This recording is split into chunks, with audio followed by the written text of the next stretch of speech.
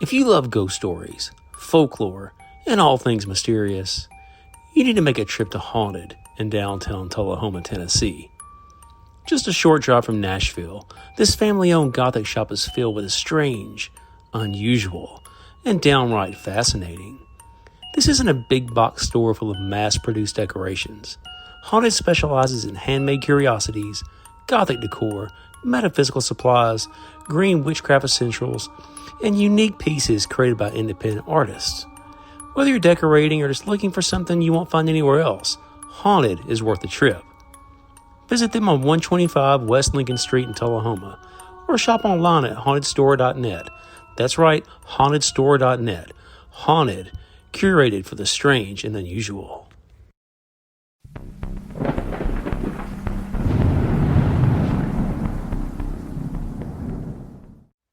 Welcome back to Southern Ghost Stories.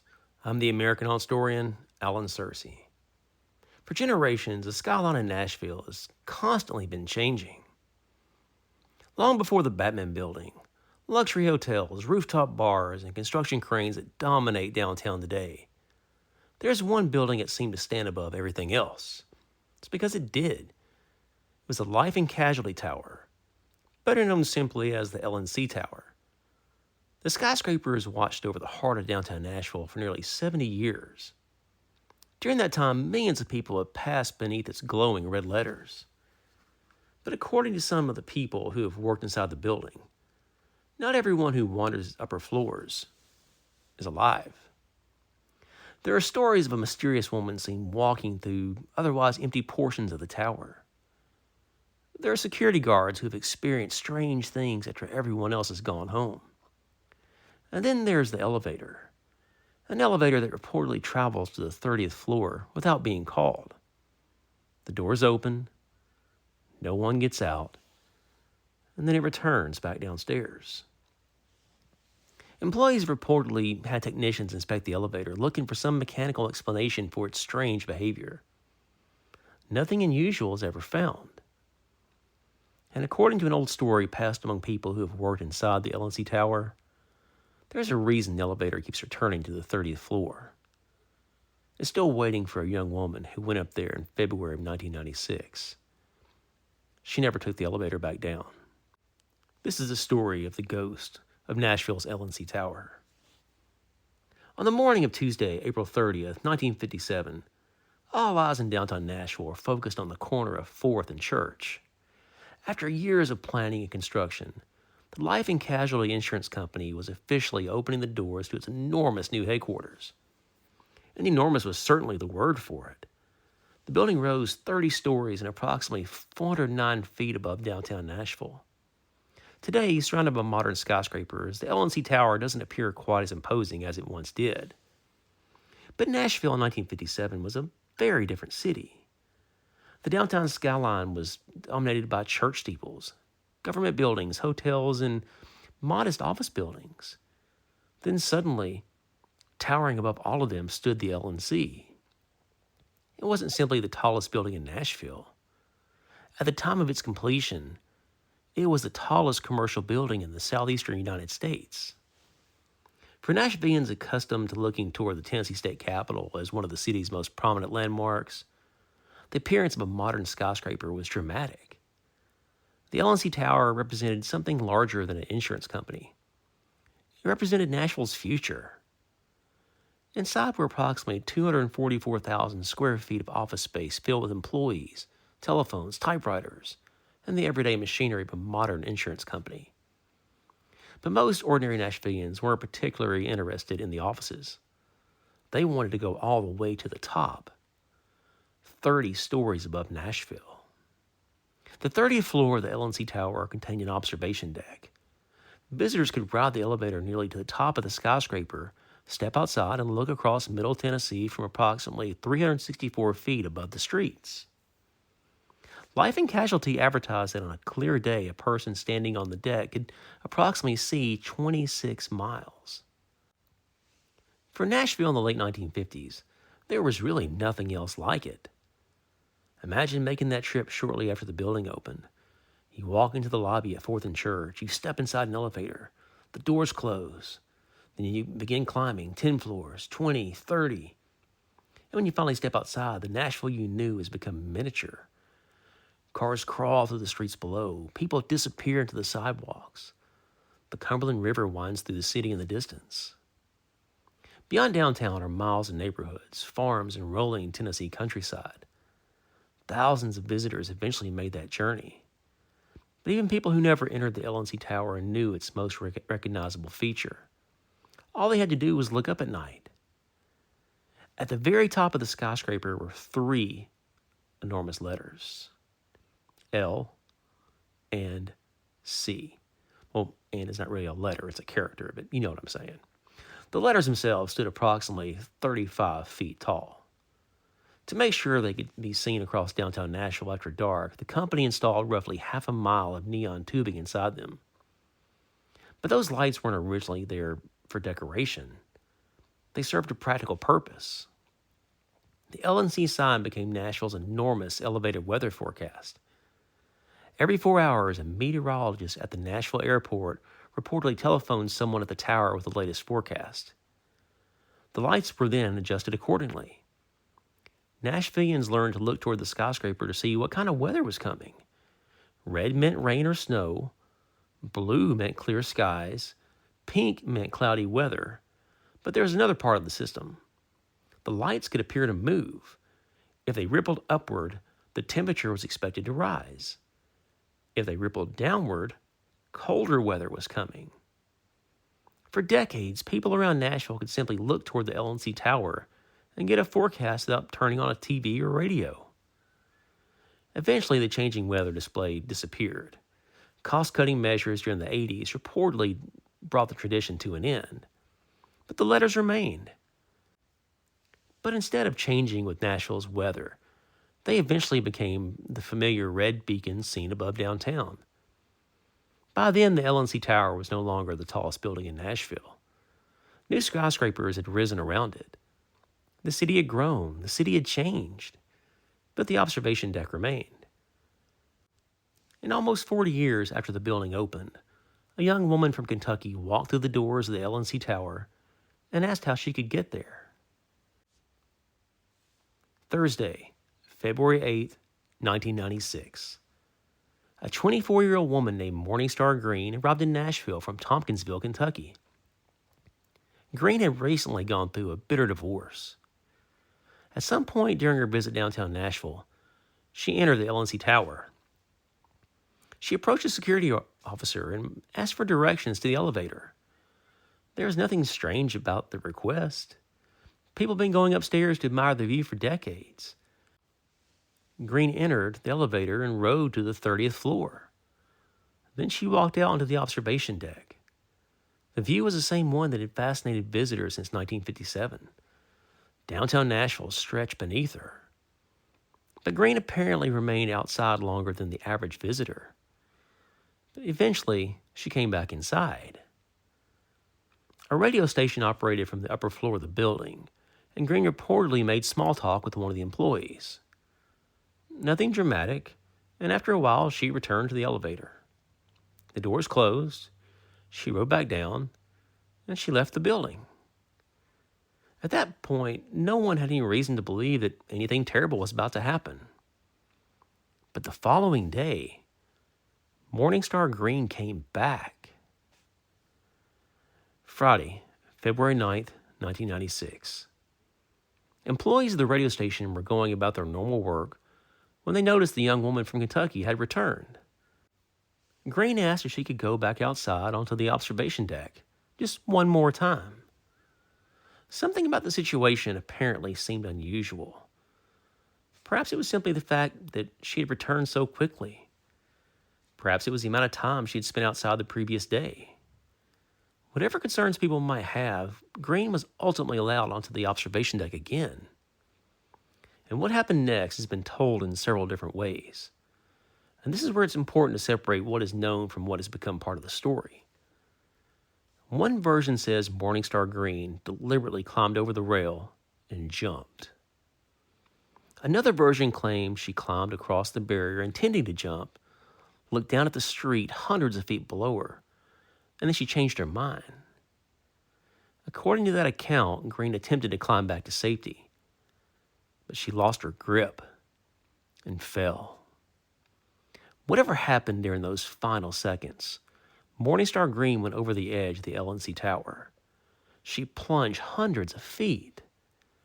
Her fall reportedly carried her into part of the building below before her body ultimately landed near the driveway. Police arrived, and there was nothing anyone could do. Morningstar Green was 20 years old. A maintenance worker who was familiar with what happened later described the aftermath to me. He remembered it as simply as a terrible, terrible day. And understandably so. For nearly 4 decades, people have stepped out onto the observation deck to admire Nashville. Now the 30th floor was associated with tragedy. Eventually, the story of Morningstar Green might have become another sad chapter in the long history of downtown Nashville. Except, something strange reportedly began happening inside the L&C Tower. Something involving the 30th floor and the elevator Morningstar Green had used the day before she had died. Old buildings make noise. Pipes groan. Heating systems rattle. Elevators malfunction. Lights flicker. Doors move as air pressure changes throughout a large structure. And the L&C Tower, it is an old building. And that's something even the people who tell the ghost stories acknowledge. But according to a security guard I spoke with, some incidents are more difficult to explain. The guard told me that working inside the tower at night can be an unusual experience. There are times when officers may find themselves virtually alone inside that enormous building. 30 floors, hundreds of thousands of square feet, empty hallways, dark offices, and somewhere above, an elevator moving through the shaft. According to the guard, employees don't necessarily like discussing the paranormal stories associated with the building. He described it as quote-unquote taboo. But the stories are there. And one involves the apparition of a woman. People working inside the tower have reportedly claimed to see a female figure walking through the building when no one should have been there. The guard I interviewed never personally saw her. But the elevator, that's a different story. That he had experienced. He told me that whenever someone is on the 30th floor, an elevator will sometimes come up seemingly at random. No one calls it. Nobody's inside. The elevator simply arrives. The doors open. And they wait. And then there are incidents downstairs. The same elevator will reportedly descend by itself. The doors open, and the automated system announces, going up, but there's nobody inside. And sometimes, nobody waiting to get on. Elevators are complicated machines. There are countless electrical and mechanical reasons why one might behave strangely. A sensor might malfunction. A control system could receive a false signal. Some kind of programming error could send a car to the wrong floor. And in a building that dates back to the 50s, unusual elevator behavior by itself certainly isn't proof of anything supernatural. Except according to that security guard, people have tried to find the problem.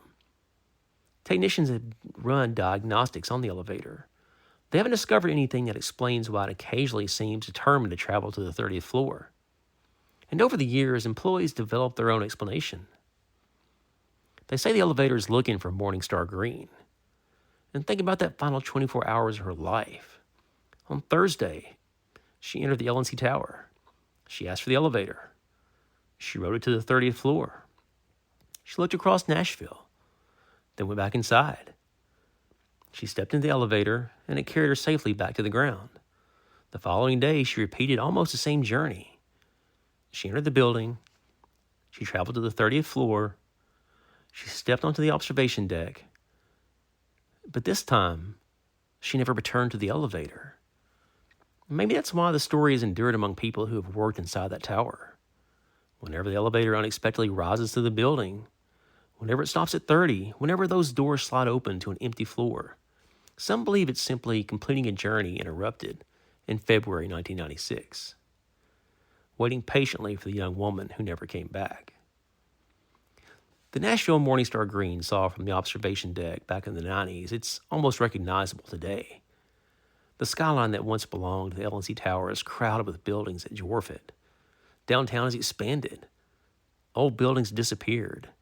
Entire blocks have been transformed. And the observation deck that once drew visitors high above the city is no longer the tourist attraction it was in the tower's early years. But the L&C Tower remains at 4th and Church. And when darkness falls over Nashville, those enormous letters still glow above the city. L&C. They no longer tell Nashville whether tomorrow will bring sunshine, clouds, warmer temperatures, or rain. They simply burn red against the night sky. Thousands of people pass the building without giving it a single thought. Most have probably never even heard of Morningstar Green. They don't know about the sad young woman who rode the elevator to the 30th floor in February 1996. They don't know about the apparition reportedly seen wandering through the building. And they certainly don't know the story employees have told about an elevator that seems to have developed a strange fascination with the 30th floor. And maybe there's nothing supernatural about it. Maybe somewhere deep inside that machinery is some kind of electrical fault that technicians simply haven't managed to catch. Maybe the stories of a mysterious woman walking the halls are nothing more than shadows. Or maybe some journeys are never quite completed. And somewhere inside Nashville's first great skyscraper, an elevator continues to climb toward the 30th floor. The door is open. The empty car waits and waits, as though expecting a passenger who stepped outside more than 30 years ago and never came back down. If you want to learn more about the haunted history of Nashville, check out my book, Southern Ghost Stories Downtown Nashville. I actually have 4 books on Nashville: Southern Ghost Stories Downtown Nashville, South Nashville, West Nashville, and Opryland. You guys know I grew up here, and just so much history in Middle Tennessee. I got books on Murfreesboro, Franklin, Brentwood. I could go on and on. Anyway, it's where I grew up. I know all the stories here, or most of them anyway. So for the podcast, we're trying to reach 150 Apple Podcast reviews and 100 Spotify reviews for Halloween. If you've enjoyed the show, take 45 seconds and leave a review, and it helps more people find the show. Apple uses ratings and reviews to decide which shows to recommend, and a quick review helps other people who love folklore and ghost stories find the podcast. Have you guys been to MonsterCityMadhouse.com? I know I always ask. My buddy Ben, he's the owner, makes great shirts. And the new shirt, Gravestone, man, it's a whole lot of fun. It's a mashup of Tombstone and the Universal Monsters. This Monster City Madhouse exclusive shirt is made from a comfortable 60/40 polyester cotton blend with quotes like, "I'm your Huckleberry," and "Hell's coming with me." You'll be ready to unleash monster justice. And use promo code SAVE10. That's right, promo code SAVE10 at MonsterCityMadhouse.com. Get you 10% off your order. So I've got some appearances coming up in October, one of which is Scarefest in Lexington up here in Kentucky. And I got a few more I'm kind of ironing out, working on. I'll make some announcements in the next few weeks. I've enjoyed meeting you guys at CreepyCon and Spawna Scarefest this past summer. And speaking of announcements, I have another big announcement coming on Thursday, actually. I'm doing an extra bonus podcast, kind of breaking some news. But I have 3 new books coming in September. And like I said, on Thursday, I'll give you more details. So stay tuned. Check out Thursday. I'm really excited for all these projects, man. It's been a lot of fun. So be sure to like Southern Ghost Stories on Facebook and Instagram. And send us some questions. I have an email set up just for the Q&As now. southernghoststories@gmail.com. You guys know every 2 months or so I do a Q&A. You guys send in questions or comments, and I answer them based off just the weird folklore and ghost stories and a little bit of ghost hunting I've done. So anyway, thank you guys for checking out the show. I'm Alan Sircy, the American Haunt Historian, and I'll see you guys back tomorrow. Another show.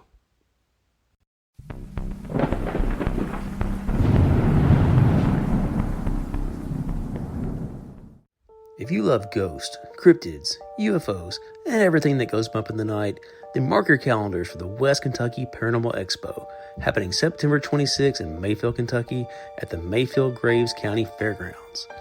This incredible one-day event brings together some of the biggest names in the paranormal community, including Aaron G. Thompson from Netflix's 28 Days Haunted, Jimmy and Jeffrey from Outlaw Paranormal, The Wind of Rose, Josh Morris, Michael Huntington, Rachel Ravensville, and many, many more special guests and speakers.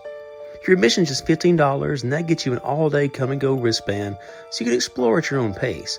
browse more than 35 vendors, enjoy delicious food trucks, attend speaker presentations and panels, meet investigators, hear incredible stories, and dive into the worlds of hauntings, cryptids, UFOs, and the unexplained.